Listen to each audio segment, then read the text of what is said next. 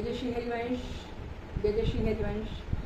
Ma'am कल गुरु पूर्णिमा थी तो आप जय जय के दर्शन करने गई थी, तो कैसा लगा आपको? कल जय जय के दर्शन करने गए थे हम द्वारका यशोभूमि कन्वेंशन सेंटर। कल की बात मैं आपको क्या बताऊं, ऐसा लग रहा था जैसे मेघ बरस रहे हों और मयूर नृत्य कर रहे हों।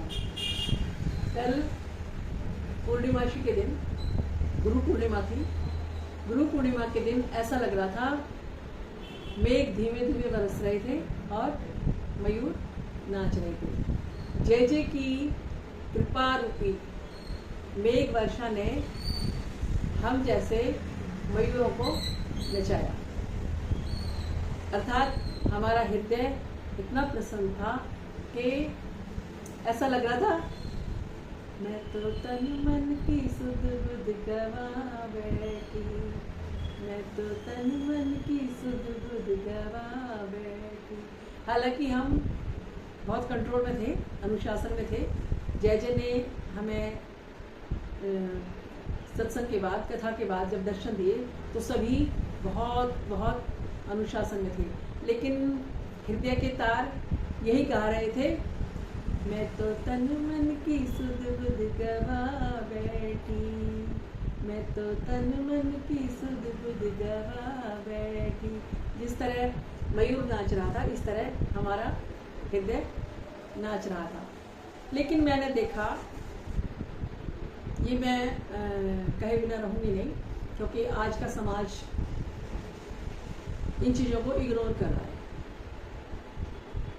आज का अनुशासन माता पिता पर और अध्यापकों पर निर्भर करता है। Present generation can become good citizen and the best people if parents and teachers are aware for their future. वो किस तरीके से अवेयर होंगे? वो स्वयं अनुशासन में रहेंगे। बच्चों को तो अनुशासन में वो जब रखेंगे जब वो स्वयं होंगे। कथा चल रही थी और इतना बड़ा दिन, गुरु पूर्णिमा का दिन, इतना अच्छा वातावरण था, इतनी कृपा बरस रही थी जय जय की। उसके बावजूद भी कुछ अनभिज्ञ अनजान प्राणी बीच में से जा रहे थे और मोबाइल लेकर वीडियो बना रहे थे। आपको यदि वीडियो देखनी है तो आप YouTube पर जय जय के सारे सत्संग देख सकते हैं, सुन सकते हैं। श्री ताम्र ऋषि के नाम से YouTube पर चैनल है। आप एक बार नहीं 1000 बार देखें, श्रवण करें तो उसका कुछ लाभ भी होगा। इस तरीके से आज की बात नहीं है, पहले से जब से जय जय ने कथा प्रारंभ की है तभी से जय जय ने सभी से निवेदन करा कि आप मोबाइल लाकर यहाँ वीडियो ना बनाएं, कोई इस तरीके का अनुशासन भंग ना करें। मैं यही कहूँगी, मुझे बिल्कुल भी अच्छा नहीं लग रहा था। उसी क्षण कुछ देर पहले ही जय जय ने कथा में एक उदाहरण दिया था संत महंतों का कि समर्थ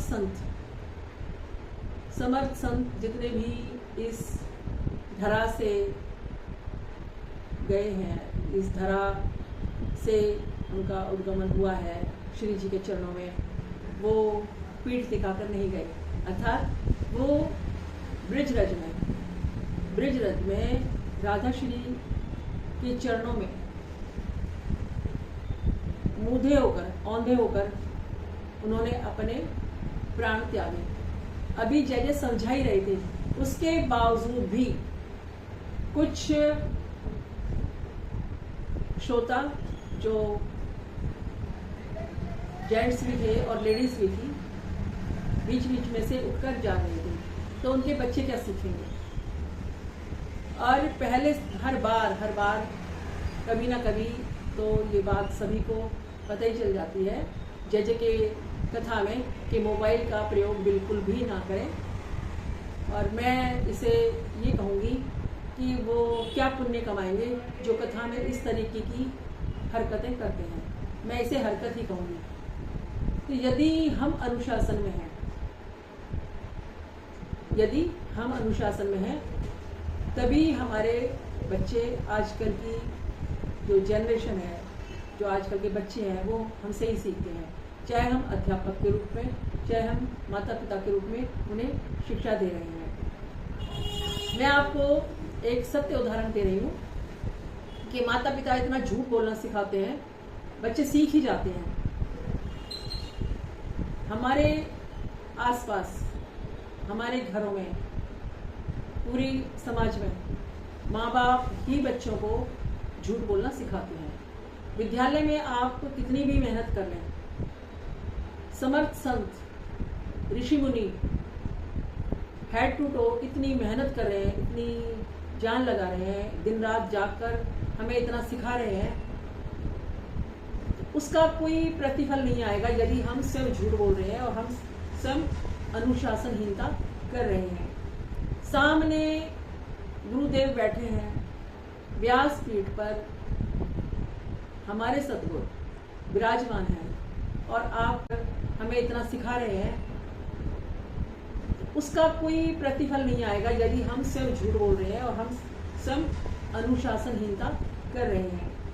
सामने गुरुदेव बैठे हैं, व्यास पीठ पर हमारे सतगुरु विराजमान हैं और आप पीठ दिखाकर जा रहे हैं। ये बड़ी शर्मनाक बात है। मैं किसी के कहने पर, किसी के दबाव में और किसी वजह से ये वीडियो नहीं बना रही हूँ, ये मेरे अपने निजी विचार हैं। मैं वहाँ थी, मैं वहाँ सत्संग सुन रही थी और जब मैंने देखा कि कुछ युवतियाँ जो अपने आप को आधुनिक युग की युवतियाँ समझती हैं, पूरी अच्छे तरीके से वेल ड्रेस्ड थी और लग रहा था कि अच्छे परिवार से हैं, अच्छी पढ़ी लिखी हैं, लेकिन उनकी इस प्रतिक्रिया ने ये साबित कर दिया कि वो कुछ भी नहीं है। ये मैं कह रही हूँ। इससे तो वो ज़्यादा अच्छे हैं जो सत्संग में नहीं आते, कम से कम वहाँ इस तरीके की हरकतें तो नहीं करते। मुझे तो वो ज़्यादा अच्छे लग रहे थे जो उस हॉल के बाहर बैठकर स्क्रीन पर जज को श्रवण कर रहे थे। कम से कम वो बाकी लोगों को डिस्टर्ब नहीं कर रहे थे। और ये मैं समझूंगी किसी भी संत की कथा में, किसी भी संत की कथा में कोई भी अगर इस तरीके की हरकत करता है तो वो एक अनादर माना जाता है उस सभा का। देखिए, आप घर में भी 5 प्राणी बैठकर कोई बात कर रहे हैं, किसी विषय पर कोई गोष्ठी चल रही है और उसमें से एक सदस्य उठकर चला जाता है, तो ये उस गोष्ठी का अपमान है। क्या आप कभी स्कूल गए हैं जो यहाँ से उठकर गए थे और बीच बीच में वीडियो से, फ़ोन से वीडियो बना रहे थे? तो क्या कभी आप किसी स्कूल में गए हैं, विद्यालय में गए हैं और उस कक्षा में जब आपके अध्यापक पढ़ा रहे हों तो क्या आप बीच में उठ के चले जाते थे? किसी विद्यालय में या किसी विश्वविद्यालय में आप पढ़े हैं तो कुछ कक्षाएं तो पढ़े ही होंगे, तो क्या ऐसा होता था कि टीचर आपकी क्लास ले रहा है और आप बीच में से उठकर जा रहे हैं? अगर आपने ऐसा किया है तो ये गलत है और मुझे लगता है कि आप ऐसा ही करते होंगे। उसका परिणाम आज देखने को मिल रहा है, क्योंकि एक बार ही कोई इस तरीके का व्यक्ति नहीं बन सकता, चाहे वो अनुशासनहीनता फैलाने वाला हो, चाहे वो दूसरी तरीके की कुरीतियां करता हो, कोई भी समाज में। जैसा कि आजकल चल रहा है, मैंने कुरीतियां शब्द इसलिए इस्तेमाल किया है कि चारों तरफ आज क्या सुनने को मिल रहा है, एकदम ही डाकू नहीं बन जाता, एकदम ही चोर नहीं बन जाता, एकदम ही कोई संत नहीं बन जाता। संत महंतों, समर्थ संतों की पता नहीं कितने हजारों करोड़ों जन्मों की भक्ति और शक्ति होती है, कितना उनका सेक्रीफाइस होता है, कितने जन्मों की उनकी बलिदानी होती है, जब जाके समर्थ संत इस धरा पर आते हैं और हमें सही मार्ग दिखाते हैं। तो मेरे कहने का मतलब ये है कि आज हम चारों तरफ जो कुरीतियां देख रहे हैं उसे समाप्त करने के लिए जय हमारे साथ इतनी मेहनत कर रहे हैं, जय हमें इतना समझा रहे हैं, जय कथा के माध्यम से हमें इतना समझा रहे हैं कि मेरे कहने का तात्पर्य है कि कहीं भी कथा हो रही हो, कहीं भी भगवान का नाम हो रहा हो, कहीं भी कोई गोष्ठी हो, तो इस तरीके से बीच में उठकर नहीं जाना चाहिए। ये उस सभा की तौहीन है। और मैं अपने जितने मेरे सब्सक्राइबर हैं, मैं उनसे निवेदन करूंगी कि इसे आगे तक शेयर करें। जिन लोगों ने ये गलती की है, कम से कम उन तक ये बात अवश्य पहुंच जाए और बाकी सब इस तरीके की गलती ना करें। ये मैं बहुत गंभीर रूप से कह रही हूँ। मैं सबसे निवेदन कर रही हूँ, जितने भी मेरे सब्सक्राइबर हैं, मुझे बहुत सखी मिली वहाँ, और वो कह रही थी कि आप जय जय के विषय में जितना ज़्यादा आप बताएंगी हमें बहुत अच्छा लगता है। मुझे अच्छा लगा। और सबसे मुख्य बात मैं बताना चाहूँगी कि मेरा YouTube पर आने का कोई ये मकसद नहीं है कि मैं बहुत ज़्यादा पॉपुलर होना चाहती हूँ या मैं बहुत कुछ कमाई करना चाहती हूँ। मेरे जय जय ने मुझे वो दे दिया कि मुझे नहीं लगता कि किसी लोक में कोई किसी को इतना दे सकता है। इतनी खुशियों से नवाजा है मेरे जय जय ने कि मैं बयान नहीं कर सकती। जय जय श्री ताम्रेश्वरी सिर्फ मुझे ही नहीं, इस जगत के कण कण को प्रसन्न देखना चाहते हैं, प्रफुल्लित करना चाहते हैं। इस धरा पर जितने भी जीव हैं वो नाचते गाते रहें और प्रभु का भजन करते रहें। श्री ताम्रेश्वरी का मकसद सिर्फ यही है। गुलाब का फूल तो स्वयं गुलाब है, वो तो सिर्फ इस धरा पर इसलिए जन्म लेता है कि आसपास के वातावरण को वो सुगंधित कर सके। गुलाब तो स्वयं गुलाब है, वो इस धरा पर सिर्फ इसलिए जन्म लेता है कि आसपास के वातावरण को सुगंधित कर सके। तो मेरा ये वीडियो बनाने का मकसद ये है कि जहाँ भी कभी कोई किसी गोष्ठी में जाए, कि कहीं भी किसी भी संत की कथा में जाए, कहीं भी बैठा हो, तो वो अपना समय निश्चित करके जाए, अपना स्वास्थ्य संभाल कर जाए। अगर उसका स्वास्थ्य अनुकूल नहीं है तो कोई बात नहीं, घर बैठकर आप YouTube पर भी जय जय का सत्संग बहुत अच्छे से श्रवण कर सकते हो। एक बार नहीं, 4-4 बार श्रवण कर सकते हो, वो और भी ज़्यादा अच्छा है। वहाँ आपको इतना समझ आए ना आए तो आप घर पर YouTube पर श्री ताम्रेश्वरी के नाम से चैनल है, आप बार बार श्रवण कर सकते हो, बार बार जय जय के दर्शन कर सकते हो, बजाय इसके कि आप कथा में जाकर पीठ दिखाकर आए और बीच में उठकर आए। चाहे वो वृंदावन हो या जय जय कहीं भी, किसी भी स्थान पर वृंदावन से बाहर कथा कर रहे हो तो इस तरीके की गुस्ताखी बिल्कुल ना करें, बीच में उठकर ना जाए और ये वीडियो ना बनाए। ये मेरी आपसे गुजारिश है। और सही शब्दों में बोलूं, सही शब्दों का प्रयोग करूं तो ये आदतें आप सबको छोड़ देनी चाहिए, क्योंकि आपके बच्चे आपसे क्या सीखेंगे। मैंने अभी कहा कि बच्चे, आज की आधुनिक जनरेशन वो हम पर डिपेंड है। हम पर डिपेंड है मतलब जो रास्ता हम दिखाएंगे, उसे झूठ बोलने का रास्ता सिखाएंगे, उसे अनुशासनहीनता सिखाएंगे, वो वही सीखेगा। तो आज की जनरेशन जो अभी आ रही है, उसकी जिम्मेदारी अध्यापकों पर और माता पिता पर बहुत कड़ी जिम्मेदारी है, उसे ईमानदारी से निभाएं। यदि हम ही इस तरीके की गलतियां करेंगे तो आज की जनरेशन कुछ नहीं समझ सकती। मैंने बहुत ही साधारण शब्दों में ये समझाया है और बहुत ही साधारण शब्दों का प्रयोग किया है।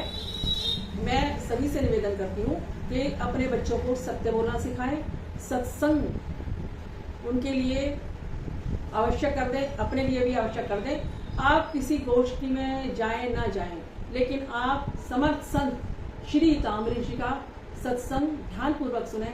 आपने सत्संग ध्यान पूर्वक नहीं सुना, तभी आप कथा में से उठकर गए और आप वीडियो बना रहे थे। यदि जय जय का सत्संग, जय जय की कथा आपने YouTube पर बार बार सुनी होती, बार बार जय जय को श्रवण किया होता, आप कोई बात नहीं, आप रोज रोज वृंदावन नहीं आ सकते या कहीं भी आप उस जगह नहीं जा सकते जहाँ जय जय कथा करते हैं, राजस्थान में, दिल्ली में और दूसरी जगह पर जय जय हमें कथा श्रवण कराते हैं। लेकिन यदि आप वहाँ नहीं जा सकते तो आप YouTube पर श्री ताम्रेश्वरी के नाम से चैनल है, आप अवश्य जय जय की कथा श्रवण करें, फिर आपको ये गलती करने का मौका नहीं मिलेगा, आप ये गलतियां नहीं करेंगे।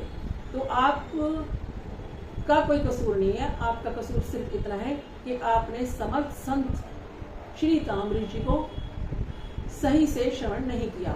आप सही से श्रवण कीजिए, तभी आपको इन गलतियों से छुटकारा मिल सकता है, इन गलतियों से आप मुक्त हो सकते हैं।